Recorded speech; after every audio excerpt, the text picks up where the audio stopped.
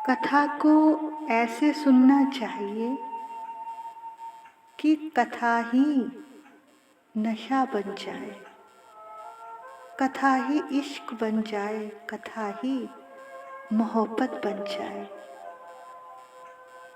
जैसे शराबी को शराब बेचैन करती है, अगर ना मिले तो मरने जैसी हालत हो जाती है। जुआरी को जुए के बिना चैन नहीं, ऐसे ही जब कथा बेचैन करे तब भक्ति है, और कथा तभी भक्ति बनती है जब कथा रति बन जाए, नशा बन जाए। कहते हैं अयोध्या में एक बाबा रहते थे जिनका नाम वैशाली बाबा था। वो मुसलमान थे, बड़े सिद्ध फकीर थे।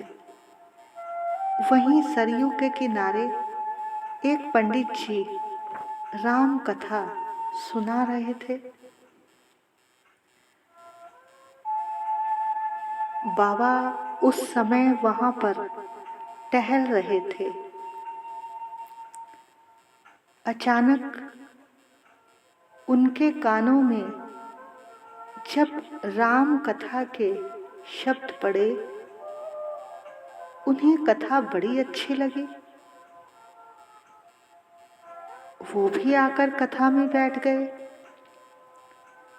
और आरती होने तक कथा सुनते रहे। अगले दिन भी कथा का समय 2 बजे का था। वो 1:45 ही आकर बैठ गए। उससे अगले दिन भी वो समय से पहले ही आकर बैठ गए। वो अब सब काम छोड़कर कथा में आ जाते, कथा सुनते। उन्हें बड़ा ही आनंद आ रहा था। अब जब उनकी बिरादरी के लोगों को जब पता चला तो वो सब इकट्ठे होकर आए। बोले, बाबा तुम मस्जिद जाया करो, यहाँ क्यों जाते हो? लेकिन भैया, जिसे नशा चढ़ जाता है, इश्क हो जाता है, वो फिर बिन जाए नहीं रह सकता। उन्हें कथा का नशा था। वो अब सुने बिना रह नहीं सकते थे। इसी तरह से जब गोपियों के पति उन्हें रोकते थे तो वो रह नहीं पाती थी। इसी तरह एक गोपी ने जब कृष्ण की बंसी के स्वर सुने तो पति ने उसे एक कमरे में बंद कर दिया और गोपी अपने पति से कहती है, अरे तू तो मेरे शरीर का पति है, वो जो बंसी बजा रहा है ना, वो मेरी आत्मा का पति है। तू मेरे शरीर को रोक सकता है, मेरी आत्मा को नहीं। कहते हैं उस गोपी ने शरीर ही छोड़ दिया और आत्मा से प्रभु से सबसे पहले मिलने चल दी और जाकर कहती है, प्रभु पता नहीं इस संसार में सब तुम्हारे बिना कैसे रह लेते हैं। मुझसे तो रहा ही नहीं गया, मैंने तो शरीर ही छोड़ दिया। भैया, ये प्रीत की रीत बड़ी ही निराली है। अब जब बाबा नहीं माने तो उन लोगों ने सोचा इस पंडित को ही मार डालना चाहिए। उन्होंने अपने लोगों से कहा, इसे रात में खत्म कर दो। अब किसी सज्जन ने पंडित जी को सारी बात बताई कि आज रात आपके साथ ऐसा होने वाला है। अब मरना कौन चाहेगा। उसी वक्त पंडित जी ने अपना हारमोनियम उठाया और भाग खड़े हुए जहाँ से आए थे। अब अगले दिन वो बाबा कथा वाले टाइम पर जब कथा पंडाल में पहुँचे तो देखा वहाँ सब टेंट वेंट उठ गए हैं और आज कोई आया भी नहीं और पंडित जी भी नहीं दिखाई दे रहे। तब उन्होंने लोगों से पूछा, भैया क्या बात, वो पंडित जी दिखाई नहीं दे रहे, कहाँ चले गए। यहाँ पर जो कथा चल रही थी वो आज क्यों नहीं हो रही। तो लोगों ने बताया, पंडित जी की जान को खतरा था, वो वापस चले गए। अब यहाँ कोई कथा नहीं सुनाएगा। अब बाबा को तो कथा का नशा था, उन्हें बड़ा ही कष्ट हुआ। लोगों से पूछा, अरे कोई उसका पता ही बता दो।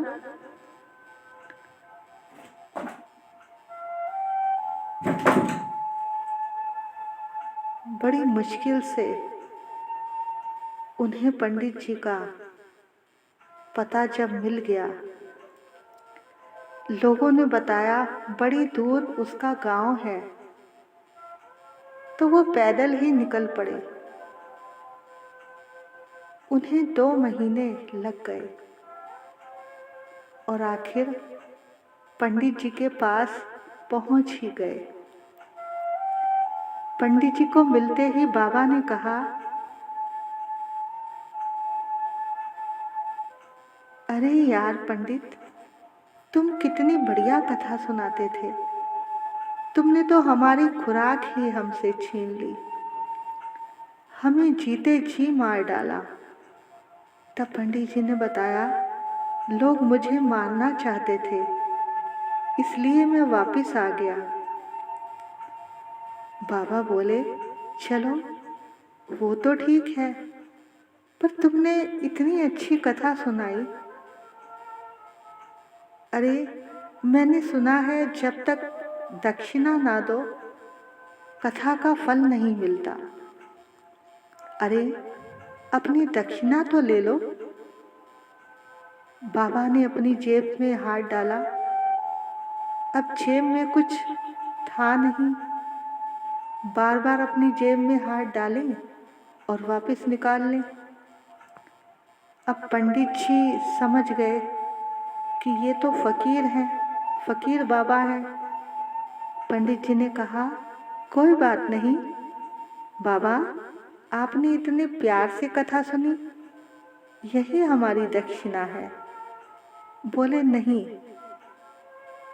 पंडित जी, तुम जो चाहो मांग लो। अब उनकी जेब में भले ही कुछ नहीं था, पर वो बड़े सिद्ध फकीर थे, सारा दिन प्रभु के नाम में लीन रहते थे।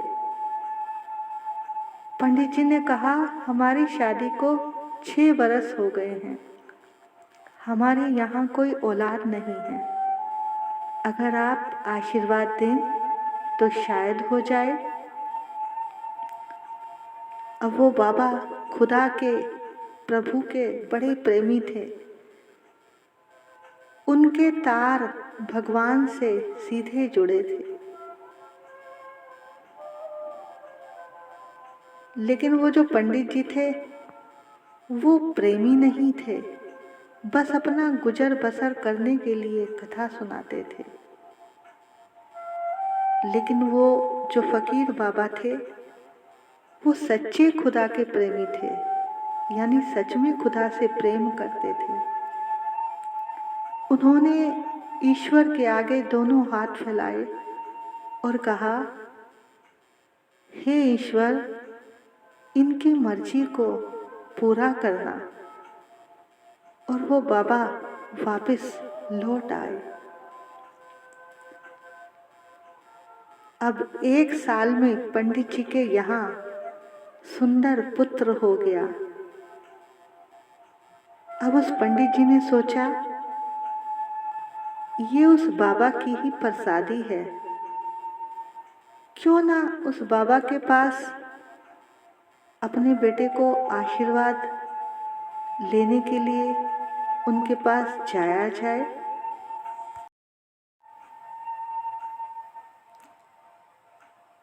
अब वो पंडित जी अपने पुत्र को उस बाबा से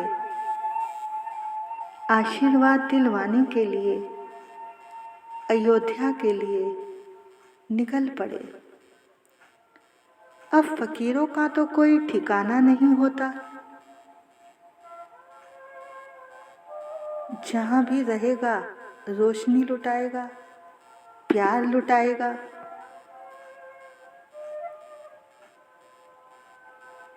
फकीरों का कोई आश्रम भी नहीं होता, वो तो आज यहाँ तो कल कहीं और। अब सब जगह ढूंढा,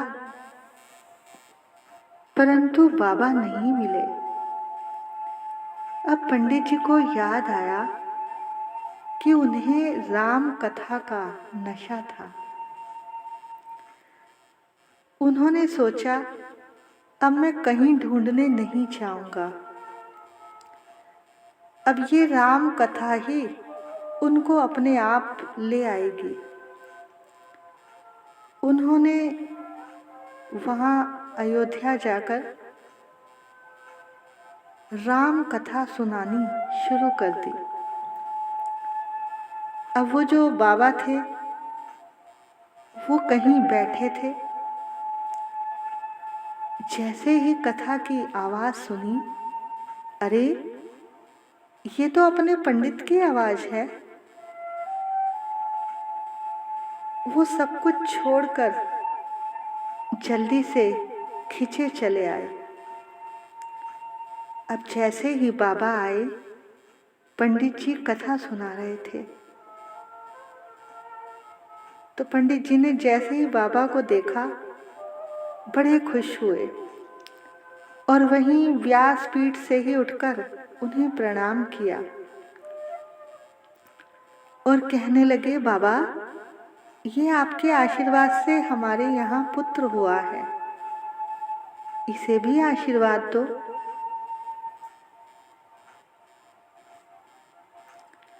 अब बाबा ने पंडित जी से कहा, पंडित तुम बहुत अच्छी कथा कहते हो, मुझे इस कथा से इतना प्यार हो गया है कि रहा नहीं जाता।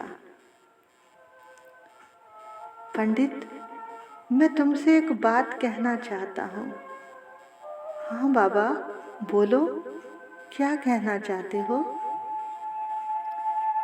पंडित अब मेरा जाने का समय आ गया है, 10-20 दिन में मैं जाने वाला हूँ।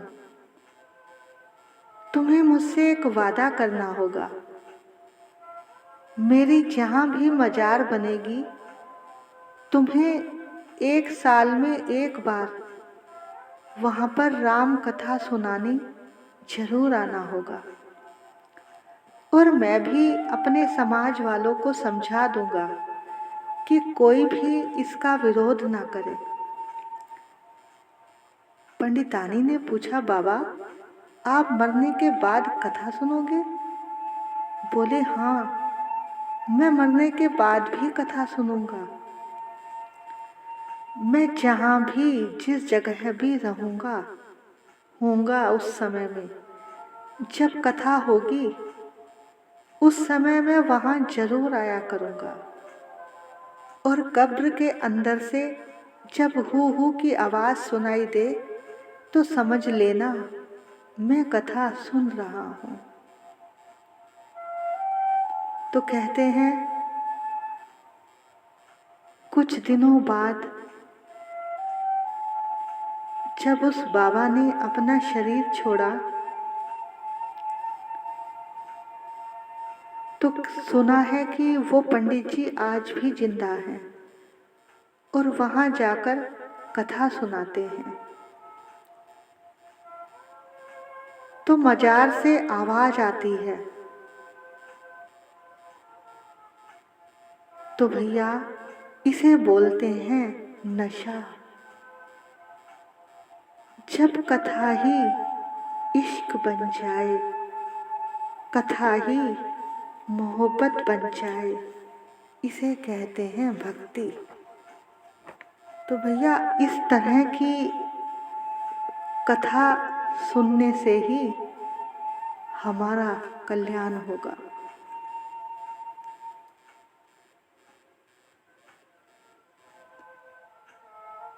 कहते हैं भगवान की कथा में बस प्रेम आ जाए तो चाहे जाप ताप कुछ भी ना करो, कथा ही आपको मुक्त कर देगी।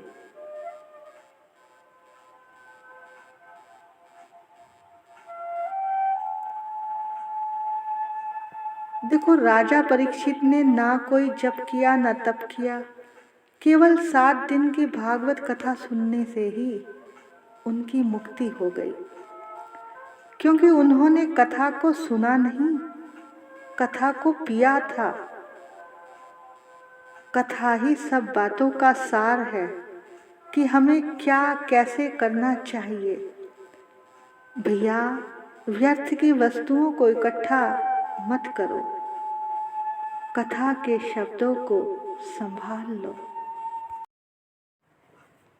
4 दिन की जिंदगी है, जा रहे हैं दिन, 2 गए तेरे मिलने से पहले, 2 तेरे बिन।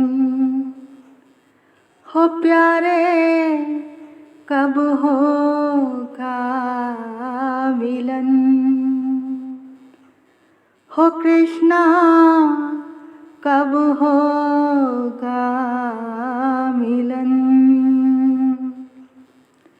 कई जन्मों से बुला रही हूँ, कोई तो रिश्ता जरूर होगा।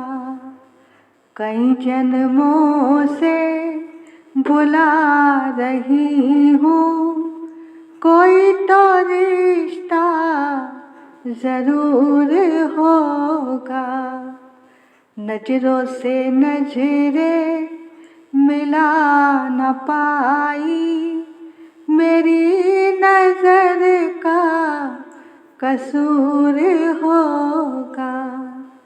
कोई तो रिश्ता जरूर होगा।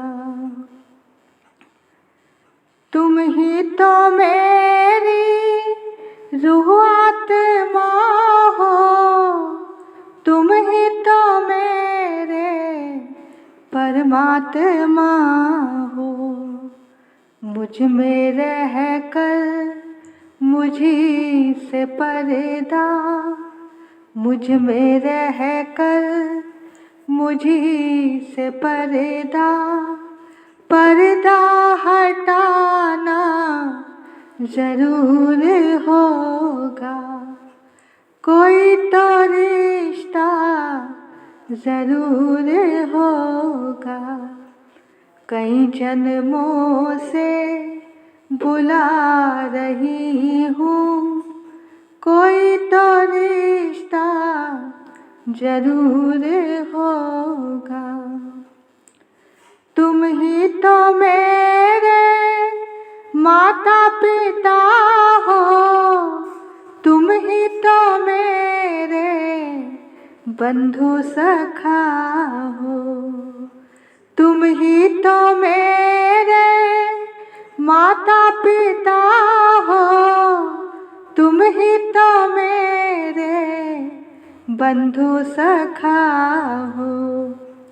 कितने नाते तुम संग जोड़े, कितने नाते तुम संग जोड़े, कोई तो नाता जरूर होगा, कोई तो रिश्ता जरूर होगा।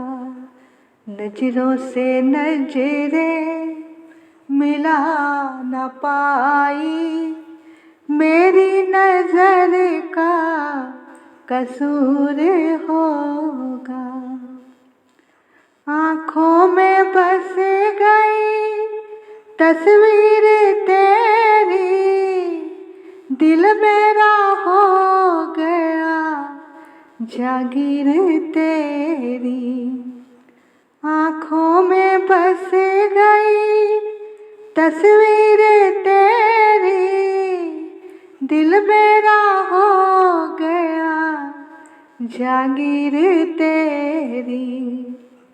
दासी की बिनती तुम्हारे आगे, दासी की बिनती तुम्हारे आगे, दर्शन दिखाना जरूर होगा, कोई तो रिश्ता जरूर होगा। कई जन्मों से बुला रही हूँ, कोई तो रिश्ता जरूर होगा। नजरों से नजरें मिला न पाई, मेरी नजर का कसूर होगा, कोई तो रिश्ता जरूर होगा, कोई तो रिश्ता जरूर होगा।